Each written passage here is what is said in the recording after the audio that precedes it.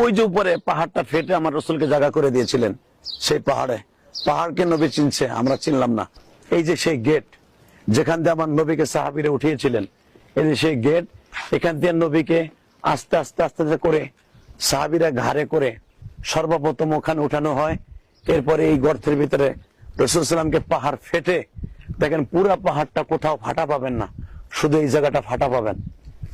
আমার রাসূলের প্রেম যাদের অন্তরে আছে ইনশাআল্লাহ তাআলা তারা দেখুন, আর আমি গুনাহগারের জন্য দোয়া করুন।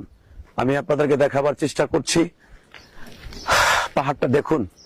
রোজা অবস্থায় আসছি, আলহামদুলিল্লাহ রোজা অবস্থায় আসছি, অনেক কষ্ট করে এসছি, কারণ সবাই উহুদের ময়দানটা দেখে কিন্তু নবীর সেই রক্ত মাখা পাহাড়টা কেউ দেখে না।